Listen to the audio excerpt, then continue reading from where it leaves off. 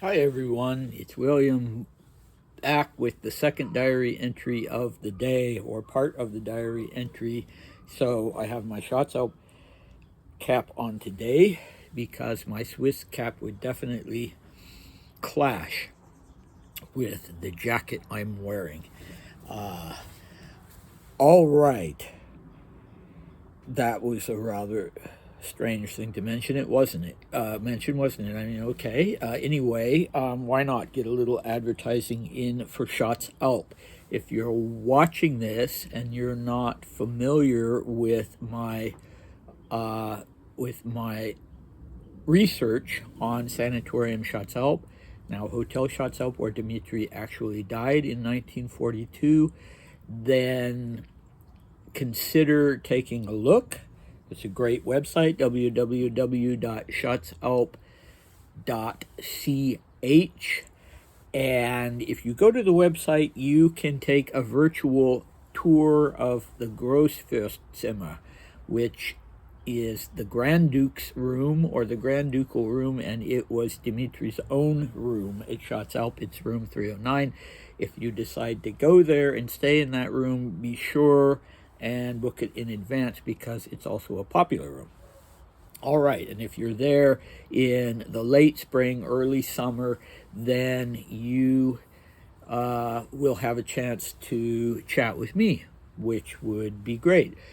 So I'm a little frustrated today because I went off to the library to digitize one single page. The one page that I forgot to digitize when I was doing more than 200 pages. And actually, I don't know if the word is digitize or digitalize. I use both. So I'm probably wrong about 50% of the time. So I went there thinking page two, page two, page two, page two. And then I came home ready to translate page two, and I realized I had already translated page two, and the missing page was actually page three, which of course I had simply not bothered, just in case I might be wrong about page two. If I'd only hedged my bets by also digitalizing page three, everything would be fine, but I did not. Very typical of me. So, devil take it, as Dmitri himself would say, I am going to skip page three. Yesterday, I talked about how I was a stickler and I would never do such a thing. Well, guess what? I'm going to do it. And so maybe in the vast cosmic scheme, there's something in page three that Dmitri doesn't want us to talk about today. I very much doubt that because I read this old diary volume, but that's a nice poetic way to think of it. And the only thing that makes me less bitter about this superfluous trip to the library today is that I actually just, at random, wandering through the stacks, decided to check out two volumes of German poetry that both have the English and the German text side by side. So Rainer Maria Rilke und Heinrich Heine. So that's cool. I've never read either of them before, and it will be interesting to see how the translator in both cases approaches things. Not that I have good enough German to be able to criticize, and I'm just grateful that Dmitri did not write poetry like his younger half brother Bodya, because poetry is not something I'm up to translating in any language, so that it actually reads like poetry when it is translated. Well, I'm working off some of my frustration just by rambling, I guess. So I'm going to start mid-sentence with this, which is page 4, and we're going to go through page 5 and then stop. All right. I should add that in the last diary entry was Dmitri lamenting the fact that all his hopes had been dashed in the past, and here he was beginning a new year, and he really found it difficult to have any hope for the future. Okay, here we go. ... And again the strong black hand, and again the red regime has possessed our unhappy motherland. At the beginning of this new year, 1921, we find ourselves in a position that is starker and gloomier than at any other time in the post-revolutionary era.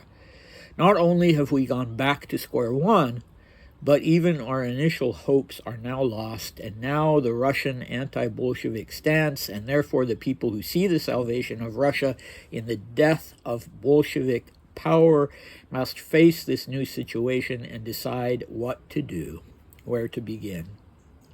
It may very well be that in the historical progression of events, this is for the best. For the best because starting with a clean slate may allow us to avoid the mistakes of the recent past and make every effort not to repeat the gaffes committed by those who tried to direct things in an anti-Soviet direction before. There is no doubt at all that every month when nothing is done is catastrophic for Russia. But the greatest drama consists in the fact that no one as yet knows what to do and how to start.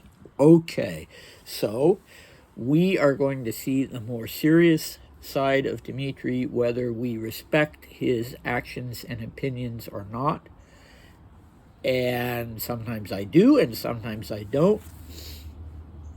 And so, yeah, this is what he is thinking about at this time, and this is what he's thinking about in relation to his identity as a patriot and his identity as a prospective future emperor and someone who needs to have a leadership role in the Russian emigration and leading it forward toward a Russia that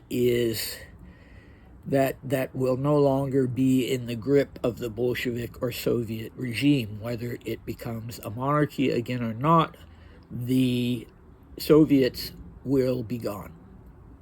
All right, so Dmitry, relative to a lot of the other emigres, the old generals and ministers and people like that, considered himself a monarchist and considered himself, they were all monarchists, considered himself a modernist and someone who was focused on the future and not on the past. He's talking about that.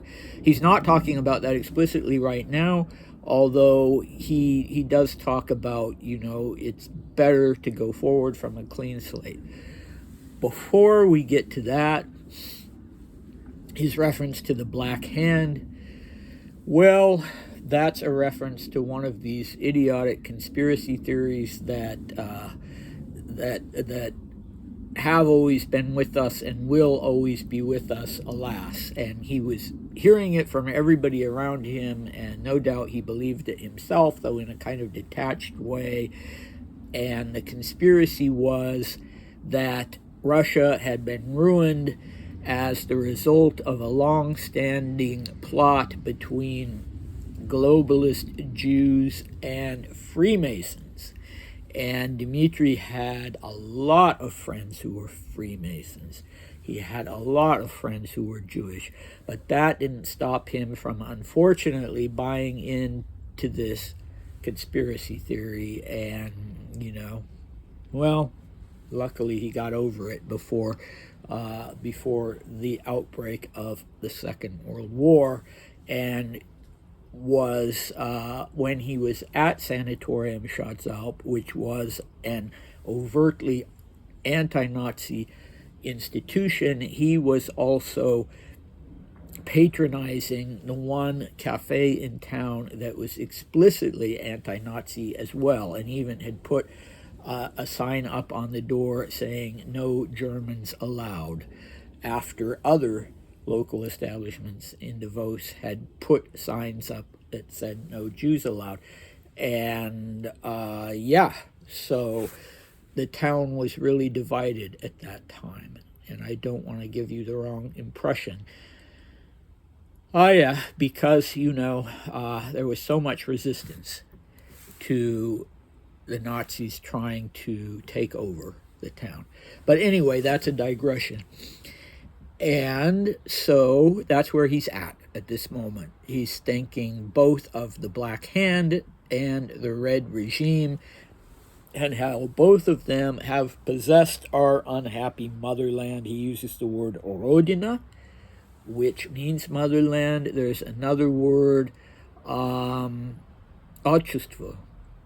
that means fatherland, not Отечество, which is patronymic. And in later years, when he's writing political speeches, Dmitri will use both of those words, and it's interesting to see which one he decides to use at any given moment. And I had a really interesting conversation about this with a friend of mine in Davos, who's a linguist and philologist, about how different countries have different identities in relation to whether their citizens or subjects see them as being a motherland or a fatherland. But I could talk for hours on that, so I won't go down that rabbit hole. So he's definitely in one of his depressions, or starting to be in one of what he calls his black depressions. He's feeling very gloomy.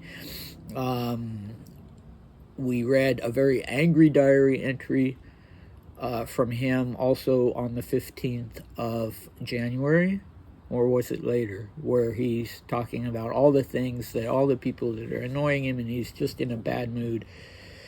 Nothing's going right. All right, and yeah, the Civil War has the Tsarist side of the Civil War, the White Russian side of the Civil War, has fallen apart, and he is turning to his training in, well, not so much training as all the reading he was doing in New Thought philosophy back when he was still in Persia, and a mantra that he had then, and he literally was writing down mantras. One of them was that it's all for the best. Whatever happens, it's all for the best. It's all, if you keep your positive view of things, then the universe is going to be sort of self-correcting, and even things that seem like setbacks will end up being for the best as long as the right attitude can be maintained. And in this instance, of course, not just his attitude, but if the Russian emigre and anti-Bolshevik community sort of stay on or get back on the right track, then it will be for the best, and this could actually be a blessing in disguise, the fact that they have a chance to start over with a clean slate. And when he refers to the gaffes committed by those who tried to sort of push things in an anti-Soviet direction, I think that he's talking about the white Russian generals. So you have Denikin, Wrangel, Kolchak, Yudenich, and in fact, at one time, Kolchak was acknowledged to be the non-Bolshevik head of state in Russia. I mean, there wasn't really a state. He'd sort of set up a mini-state in southern Russia, I think, and there was somebody in Siberia. I forget who was where, and they set up their own governments. And Dmitri had his own ideas about what they should be doing, whether rightly or wrongly. And we're going to hear a lot more about that. I hope you will find that interesting, because it was a very legitimate subject for him to be interested in and to be exploring. And, hats off to him that he was doing that. He may not have been down in the trenches helping refugees, but the way he saw it, this was what a future emperor should be doing. And specifically, a future emperor should be asking these questions. What is to be done, and where do we begin? And in fact, it's funny, because this expression in Russian, "Что делать," is very famous. What is to be done? And it has some revolutionary connotations. So it was first used by an author named Chernyshevsky, who was part of the revolutionary movement early on, and he wrote a book using that title, What Is to Be Done. And it was a book that featured some very sort of extreme ascetic revolutionary types who were the ideal for the other people who looked up at them within the movement. And then the title, because the book, I mean, I don't like the book. It's indifferent writing, in my opinion. I'm not objecting on ideological grounds, just, yeah, it's kind of a bore. And the characters aren't very, very sympathetic. But anyway, it was a book that made such an impact in Russia that then Lenin, when he wrote a nonfiction political book, entitled it "Что делать?" What is to be done?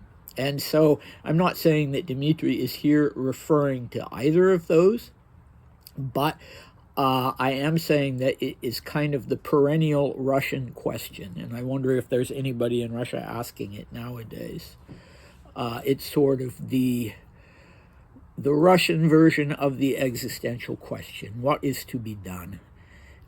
Putting it on the basis of action. We need to do something. Whereas you have this sort of traditional literary type in Russian culture of the nobleman who dithers and is indecisive and can't bring himself to do anything, and also this concept in Russian literature of the lishny человек, the superfluous man, who, no matter how he tries, is stymied whenever he tries to take any constructive action. And so a lot of times he just goes off to the Caucasus and becomes a complete rogue or something like that. So those two types, the Oblomov type, who longs to be a man of consequence and to do things, but every time he tries, he just ends up on his couch in his dressing gown, and turns his estate over to a German, a Russified German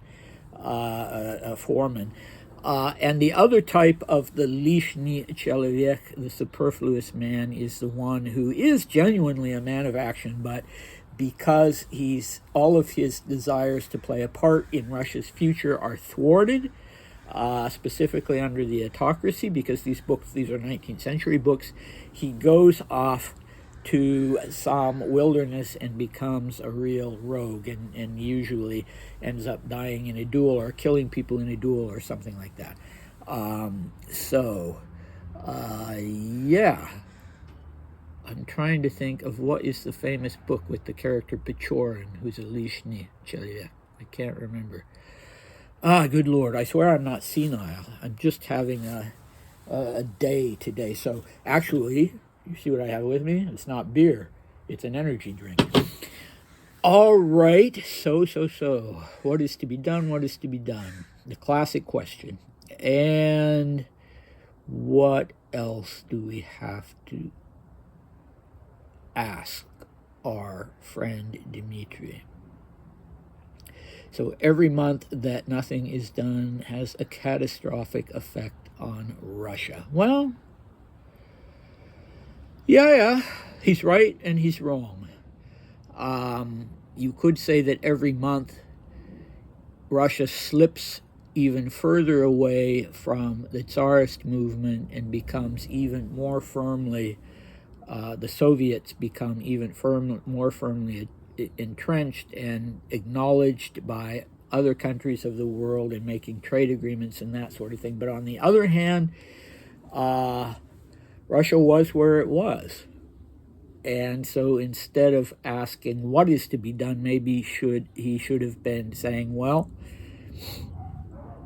there's nothing to be done. Things just have to unfold the way they're unfolding. This is what people want right now. And so we're going to have to let them have it until they don't want it anymore. Yeah, a bit of philosophizing on my part. And next time, we are really going to dive deeply into Dmitry's opinion about General Denikin, for one, and these various operators who were involved in the Civil War. He never seems to ask himself whether he should have gone, say, to Siberia or the Caucasus and participated in the Civil War, and none of the generals or other people who visit him ever seem to question that either, his decision not to do that. Maybe they, like him, pictured him as being the emperor in exile, the Tsar-to-be, and that it would have been too risky. I don't know. I mean, if he'd done that, it would have put him, or if he'd gone and met with refugees in Constantinople and that sort of thing, that would have ended the whole rivalry with Kirill in his favor if he'd showed that level of leadership. And the funny thing was that his ideal, and he says it explicitly, is the man of action. And at first he was very sort of smitten with Kerensky, the head of the provisional government, precisely because he saw Kerensky as a man of action. And of course that fell apart. But anyway, I hope you find these pages of the diary entries interesting. These pages of the diary is interesting because they're full of so many fascinating things that are relevant to Russian history and to the Russian present. And believe me, we will get to Coco. And in fact, this is the 15th. Coco comes in on the 22nd, as you know, so we're not that far removed. But in the meantime, we are paving the way to make that part of the diaries much, much more meaningful. All right, so I hope to see you tomorrow with more of this long and very interesting diary entry. Bye.